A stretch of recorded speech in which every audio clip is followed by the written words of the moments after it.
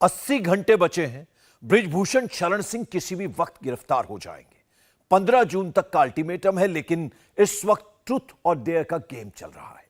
पहलवानों के पीछे खाप, किसान और महिला संगठनों की ताकत है, गवाह है, सच है। दूसरी तरफ बृजभूषण शरण सिंह ने डेयर चुना, गोंडा में ताकत दिखाई, जेल जाने का काउंटडाउन चल रहा है और बृजभूषण कैसरगंज से चुनाव लड़ेंगे लड़ेंगे लड़ेंगे कह रहे हैं।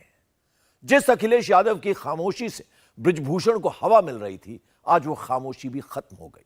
अखिलेश ने चुप्पी तोड़ी, बृजभूषण का सपना टूट गया। अब अगर कुछ बचा है तो सिर्फ बृजभूषण की गिरफ्तारी का इंतजार।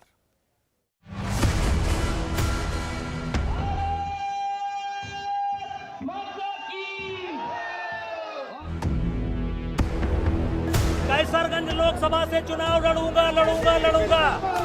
कैसरगंज लोकसभा से चुनाव लड़ूंगा लड़ूंगा लड़ूंगा। आज बृजभूषण ने अपना आखिरी दांव चल दिया।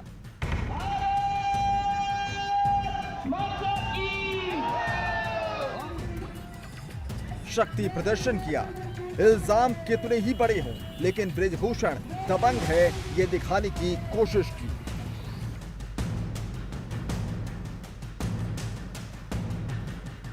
पहलवानों ने खुला ऐलान कर दिया, बृजभूषण की गिरफ्तारी से कम पर कुछ भी मंजूर नहीं है।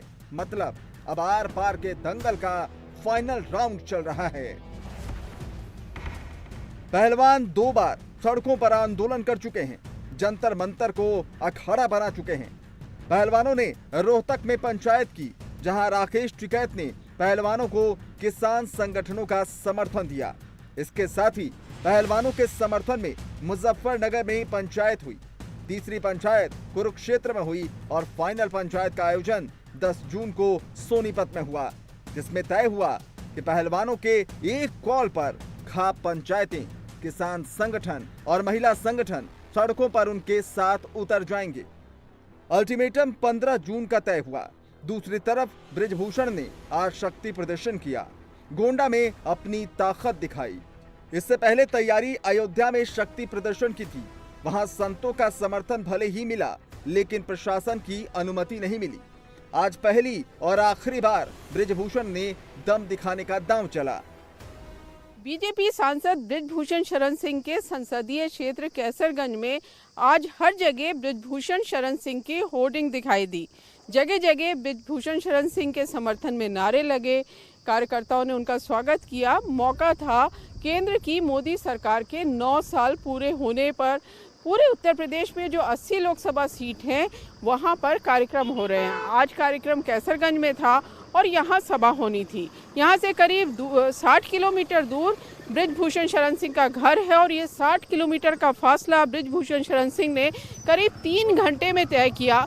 पूरे रास्ते उनके जो समर्थक थे उनका स्वागत कर रहे थे फूल मालाओं से और नारे लगा रहे थे, बृजभूषण शरण सिंह तुम संघर्ष करो, हम तुम्हारे साथ हैं।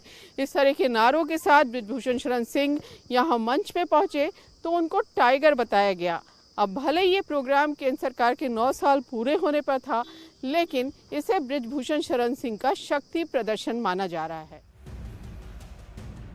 बृजभूषण न सिर्फ गोंडा बल्कि अयोध्या, श्रावस्ती, बाराबंकी समेत आसपास की लोकसभा सीटों में अपना दबदबा रखता है। अपने क्षेत्रीय दबदबे के चलते बृजभूषण राजनीतिक तौर पर काफी मजबूत नजर आता है। दूसरी तरफ पहलवानों के आंदोलन को खाप का समर्थन मिलने से इसका सीधा असर जाट बेल्ट पर पड़ सकता है।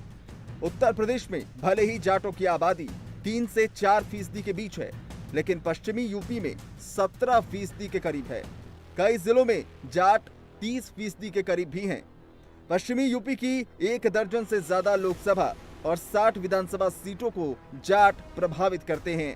कैराना, मुजफ्फरनगर, मेरठ, बागपत, बिजनौर, गाजियाबाद, नोएडा, मुरादाबाद, संभल, अमरोहा, बुलंदशहर, हाथरस और अलीगढ़ में जाट बेहद अहम हैं। सोनीपत में हुए महापंचायत में पहलवानों को खाप के साथ किसान संगठनों का भी खुला समर्थन मिला, जिसे पॉलिटिकल मीटर से नापे तो 3 राज्यों में बड़ा असर होता है। पश्चिमी यूपी की 1 दर्जन से ज्यादा लोकसभा और 60 विधानसभा सीटों को जाट प्रभावित करते हैं। यूपी में भले ही जाटों की आबादी 3 से 4% के बीच है, लेकिन पश्चिमी यूपी में 17% के करीब इनकी आबादी है। राजस्थान में करीब 12% जाट समुदाय है, जिसका असर करीब 50 विधानसभा सीटों पर जीतने की ताकत के तौर पर है और 20 सीटों पर उनका बड़ा और निर्णायक दखल है। हरियाणा में करीब 28% जाट समाज है, जो किसी भी राजनीतिक दल का खेल बनाने और बिगाड़ने की ताकत रखता है। हरियाणा के 10 जिलों की 30 से 35 विधानसभा सीटें ऐसी हैं जहां जाट मतदाता पूरी तरह से निर्णायक हैं। 6 लोकसभा सीटों पर जाट वोटर्स हैं। मतलब साफ है, खापों के समर्थन के बाद पहलवानों का पलड़ा भारी है। आज बृजभूषण ने अपनी ताकत जरूर दिखाई, लेकिन सियासी पैरामीटर्स पर अब उनका पलड़ा भारी दिखता नहीं है।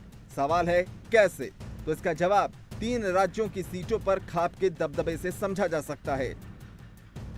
पश्चिमी यूपी के कैराना, मुजफ्फरनगर, मेरठ, बागपत, बिजनौर, गाजियाबाद, नोएडा, मुरादाबाद, संभल, अमरोहा, बुलंदशहर, हाथरस और अलीगढ़ में खाप पंचायतें अहम हैं। राजस्थान का शेखावटी इलाका, जहां पर इनकी खास पकड़ है, जाट वोट 25 से 30% तक हैं। टोंक, हनुमानगढ़, गंगानगर, धौलपुर, बीकानेर, चूरू, झुंझुनू, नागौर, जयपुर, चित्तौड़गढ़, अजमेर, बाड़मेर, सीकर, जोधपुर और भरतपुर इसमें शामिल है। हरियाणा के रोहतक, सोनीपत, झज्जर, चरखी दादरी, पानीपत, जिंद, कैथल, सिरसा, फतेहाबाद, हिसार और भिवानी में खाप की ही चलती है। हरियाणा के 10 जिलों की 30 से 35 विधानसभा सीटें और लगभग 6 लोकसभा सीटों पर सीधा असर है।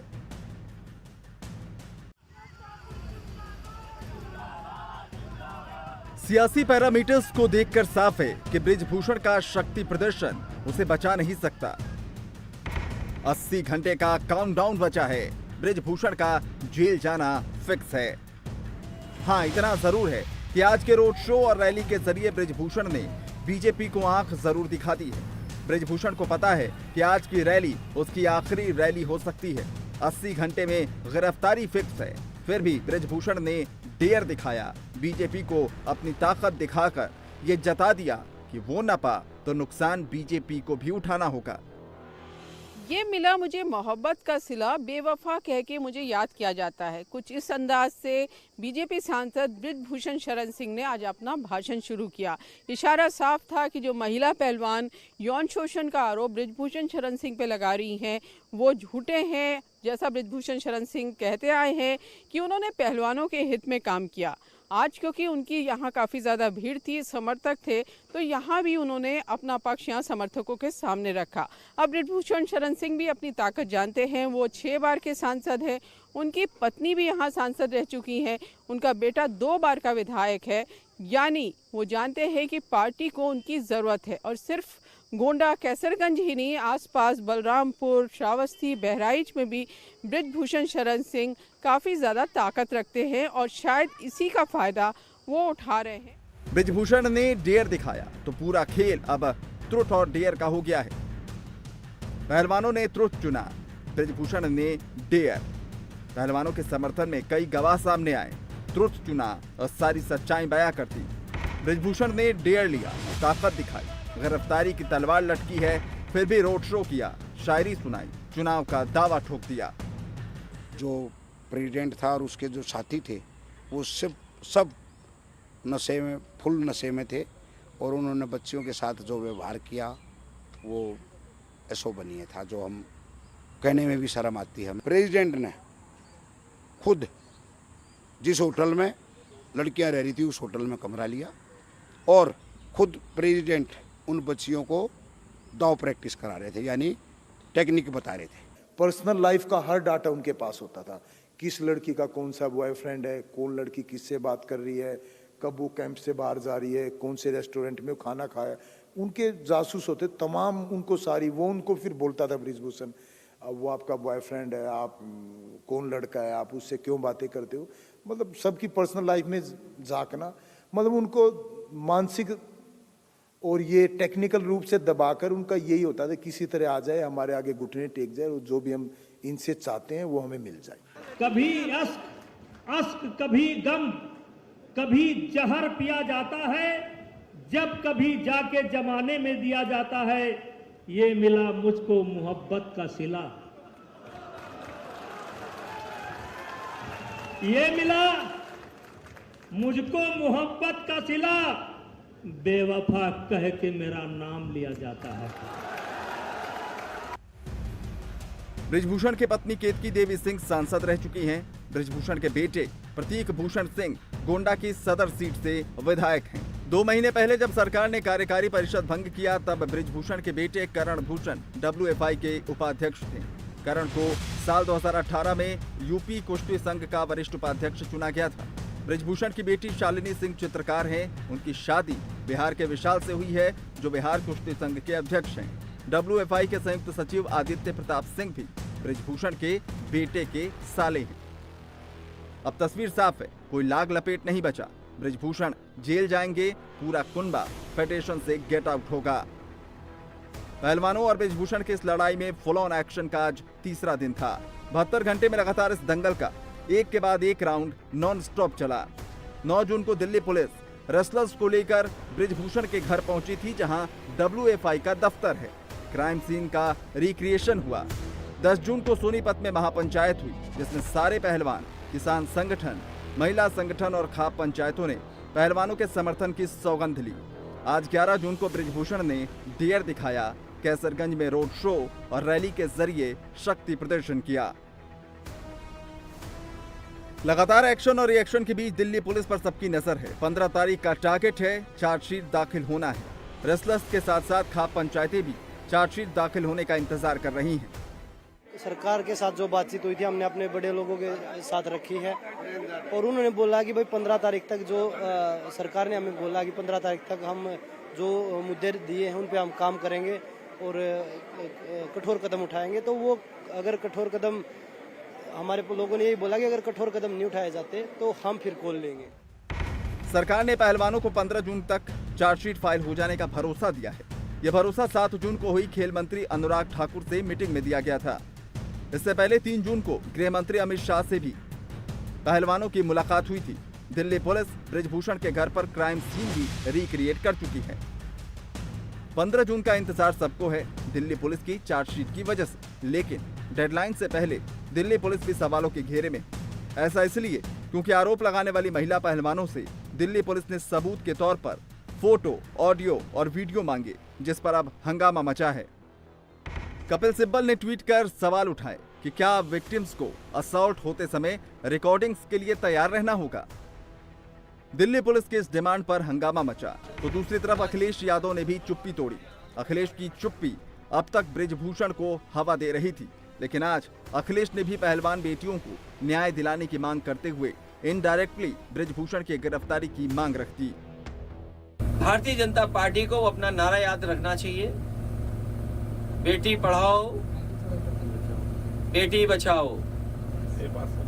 बीजेपी को दोबारा इस नारे के बारे में सोचना चाहिए, और जब पहलवान बेटी न्याय मांग रही हैं तो ये बीजेपी की जिम्मेदारी बनती है उन्हें न्याय देने की। तो ट्रूथ और डेयर के इस खेल में फैसला ब्रिजभूषण की गिरफ्तारी से होना है। आखिरी 80 घंटे में साफ हो जाएगा कि ब्रिजभूषण जेल जाएंगे या पहलवान पूरी ताकत से फाइनल राउंड के लिए सड़कों पर आएंगे। इंडिया टीवी हर वक्त हर जगह डाउनलोड करने के लिए सर्च करें India TV news Google play store या ऐप स्टोर पर।